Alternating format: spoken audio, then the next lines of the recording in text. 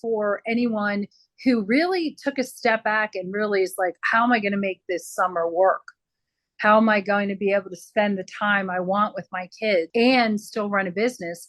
That there are other options available. It requires planning. Welcome to Purposeful Podcasting. I'm Wendy. And I'm Crystal. This podcast is meant to share how we and other entrepreneurs bring together purpose and passion to leverage profit in our businesses. We are shining a light on adventure-loving, purpose-driven, action-minded, authentic, and rebellious entrepreneurs. Just like us. So join us as we talk about business and life and everything in between.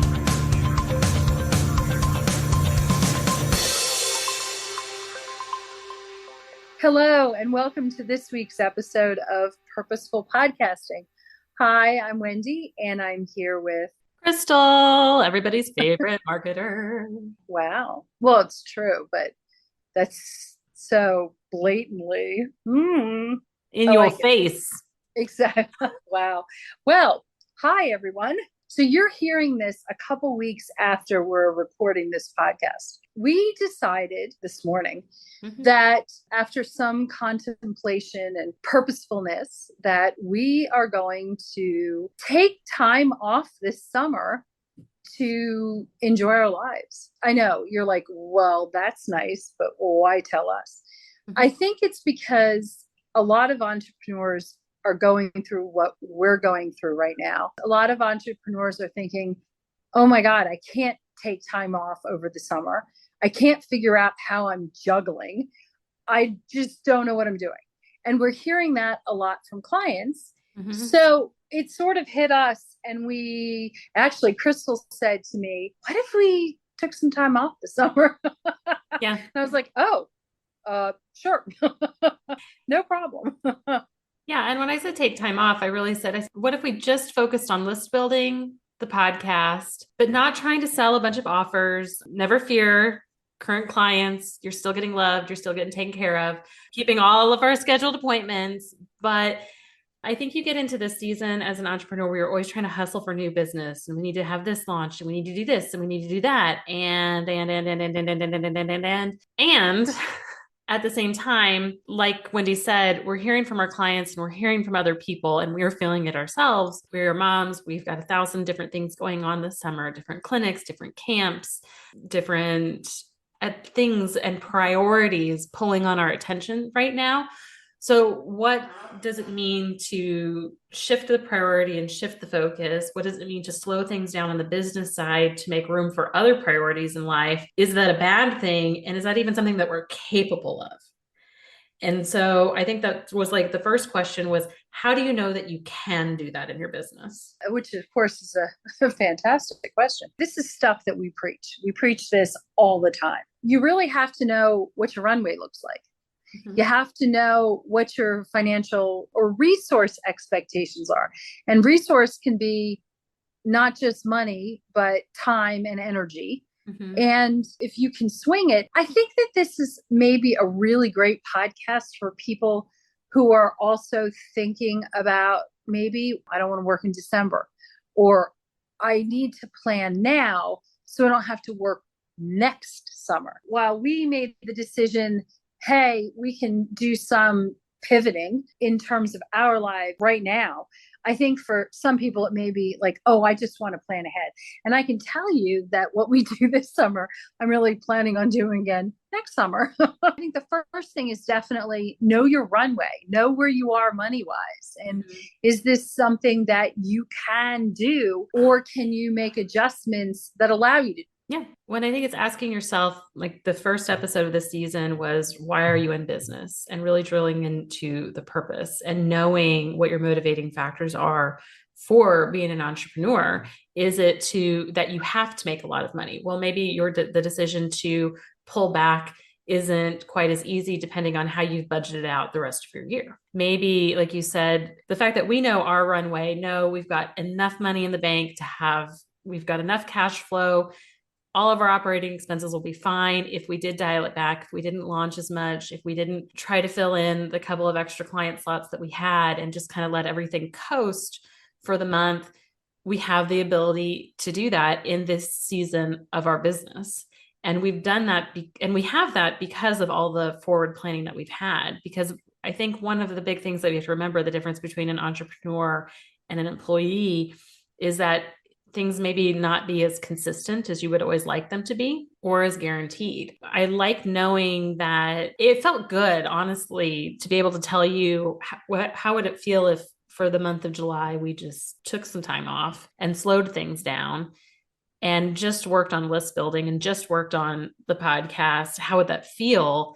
And knowing that it wasn't a decision between completely shutting down or having to go a million miles an hour. It was nice to not have such a stark dichotomy to choose between. Yeah. Oh, definitely. Oh, there's no question. Honestly, it was a bit of a relief because I think we also forget that usually, especially if you have kids, and I think it's kids of any age, and to some extent, I think it's even for empty nesters whose kids come home from college, that all of a sudden the expectations in your house shift, your responsibilities or your obligations, however you want to phrase it, they all shift. It's a matter of like being able to prioritize and decide what it is that works best for you. No judgment here.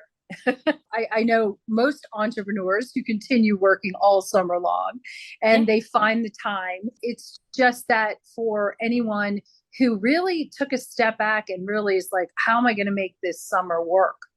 How am I going to be able to spend the time I want with my kids and still run a business? That there are other options available. It requires planning. Mm-hmm. Yeah. Yeah. And I think that's one of the biggest missions and the biggest things that we try to do in our business is model for other business owners how you can make this work. What does it look like on the other side? When you come out of this, all right, so we're going to take some time off. What do you think that's going to mean for our business at Serendipitous Rebel? I think when we say taking time off, I think it just strips away some of the deadlines that we've set for ourselves. Some of the, we have to launch or we have to sell or we have to, whatever it is that we had planned on doing. But it doesn't mean that work isn't going to be done. I think it just says that, hey, we're going to come back in September and we're going to relaunch in whatever configuration we're looking at doing, but relaunching, say, the boot camp, the purposeful podcasting boot camp. But instead of doing it in July, it'll happen in September. So I think it's just taking a really good look at deadlines and stretching them out. I think that's how it looks for us. And again, we're in a position where we can do that, which is great. Yeah. And I know one of the things we've talked about is really trying to take a step back and look from a creative standpoint. How can we do things differently? What does that look like? What does that look like for our clients? What does that look like for our community? What does that look like for our business model? How can we change the paradigm? How can we do things that are lighter, that are a little bit more fun? How do we get to work with more people that are fun? And what does that look like long-term for us? And I think if taking the time to take the step back gives us the space to be creative, to talk about that and to think about that. And I mean, like, who are we kidding? Wendy and I are still going to Vox every day back and forth. We're still going to talk all the time. We're still going to meet regularly, but it's going to be without this pressure. Yeah. And this cloud hanging over our head of like, all right, what are we getting done today? It's without having to whip out more sales pages or, create 6 million more funnels for things. I think that's what I'm most looking forward to is space for creativity. And I don't think enough of us build that into our businesses. And I'm really excited about that. I envision spending more time in my backyard or maybe even reading. I have all of these fabulous books that I'm dying to dig into, but reading has not been in my mind. And I know this isn't really true, but really hasn't been what I would consider work. Right. Well, and I've also tried to take more time to do that. I think we really beat the self-care bandwidth. You need to self-care. You need to take care of yourself. You need to take care of yourself. I feel like my bandwidth has been so thin this summer between the kids and everything else that when I do have a free minute, I was telling somebody this the other day. It's like I have a free moment between an 11 and 1 on Friday where I finally don't have anything done. Now all of a sudden I feel like, oh shoot, I should be working versus calling a friend and going to have lunch, or versus scheduling a quick massage. Mm-hmm. And now kind of taking away those deadlines and taking away, like you said, that pressure, because now I have limited hours in my day to be able to do stuff like that. Now I can actually kind of shift the focus and deprioritize work a little bit more and maybe prioritize myself for a change, which I think I'm in a season of life where I'm really needing without needing the permission from everybody else to do it. I think of at the beginning of the summer, it's just doing a really good assessment of where I am, what's important, what's a priority. Yeah, definitely. Self-care is just huge and so important. Can't really necessarily expand your bandwidth. Right. It's how do you reprioritize whatever is important to you. I love the whole importance of self-care as well. And it's also, and this isn't necessarily as much for you as say for me, but when my kids are in school, they're much more independent. I have more responsibilities actually during the summer than I normally have, which can sometimes be a bit of a frustration for me. Not sometimes, like a lot of the time. A lot of the time. Yeah. Thing is, also, I want to spend the time with my kids. I don't have a lot of time left before they're gone. And I don't really say this, I don't think, but sometimes I'll think, oh my God, can I, it's not the voxing. The voxing I look forward to, but just sometimes it's like, really, I would rather spend a little time with the kids than do work. Sorry. Yes. No, that's okay. It doesn't hurt my feelings. No, it's not. It's totally not meant to hurt your feelings. No, it doesn't. Well, and I know that when I told you today how I was really feeling about how would you feel if we took some time off? I was scared to say that. And if you listen to the episode, guys, where we talked about the 5 hats you wear, navigating roles and responsibilities, both of us wear a business partner hat. We feel a lot of responsibility to each other. And to the business and to our clients. And we really want to show up really well for them. And so we were really trying to talk through today, how can we structure this so that we can still be in support of each other, in support of the business? We're not just completely burning it all to the ground, but we can take us some time and take a breath for ourselves. So in talking about that, what are the things you absolutely should not stop doing if you want to take time off? Well, that's actually such a really interesting question. And I think that you need to still be that you still need to be there in some way or in some ways in front of your audience. But the beauty is, I think, okay, here's the secret. Sometimes we actually record more than one episode at once. We'll sit down and actually record a few episodes, and then they get batch edited and batch set up. I hope I didn't burst anyone's bubble with that. And even the same thing can happen with social media. Yeah. So I think it's really important, and actually, it's the same thing with emails. You still have to be visible. Your brand has to be visible. You can't get away from that. But again, it can be done, I think, in such a smart way. I agree. I think that you should continue. So if you are like us and you're like, I'd like to take some time off, some things, set up some systems in place in your business, automate some things, schedule out some things, batch create some things. Even if you're showing up a minimum 3-4 times a week, just to keep your name out there, I think it's fabulous. Don't give up the weekly email, guys. Sit down, knock out 4 emails to your audience, schedule them out for the month. In our case, we love podcasting. Obviously, we're batching some episodes and we will have those rolling out. The only other thing I would say is continue list building if you can. If you have the ability to run ads to continue growing your list, keep doing that, because there's absolutely no reason to not do that. So much of that is systemized and automated anyway. or at least it should be in your business, Mm-hmm. guys.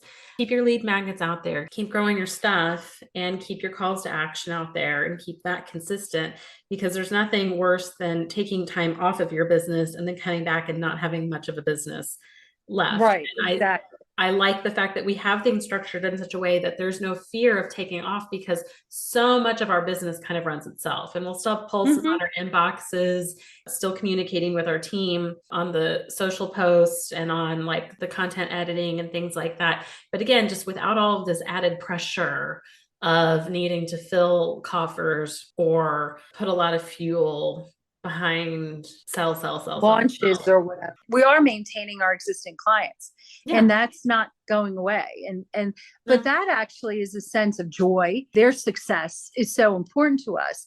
And in some ways, it's also a lot of people are looking for flexibility.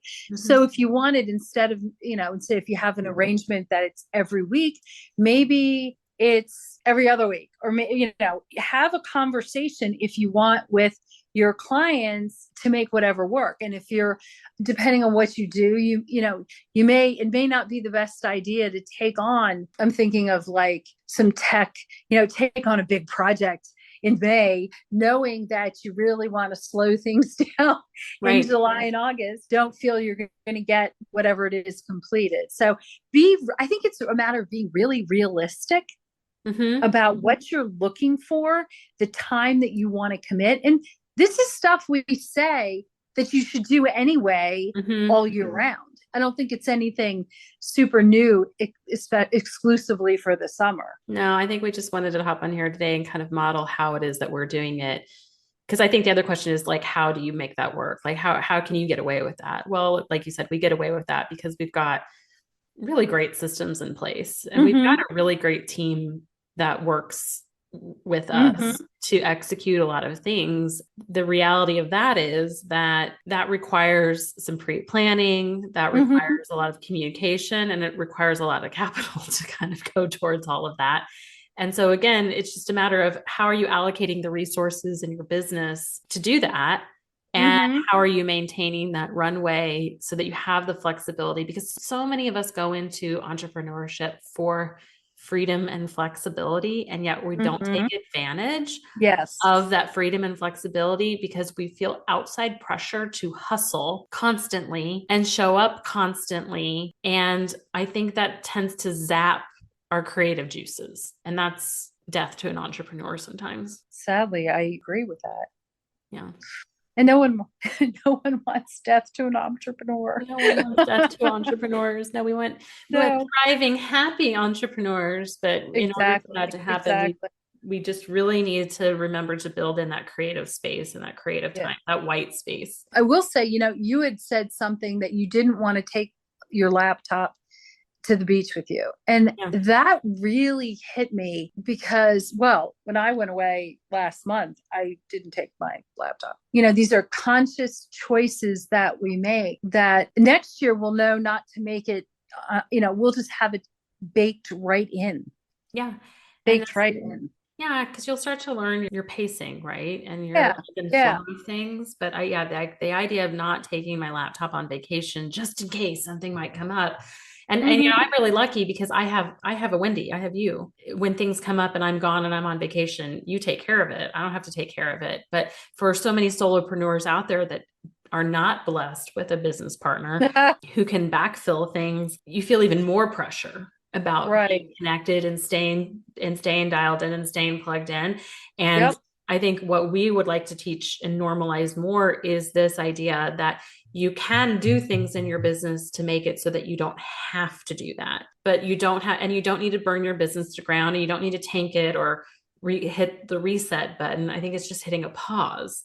And Mm-hmm. in order to do that, you've got to, the drumbeat we hit all the time, have those systems in place, list, build, continue to build authority through your content. But there's ways to do that. So With that, I hope everyone is having by the time this airs, hope everyone is having a great summer. We are here, sort of. Yeah.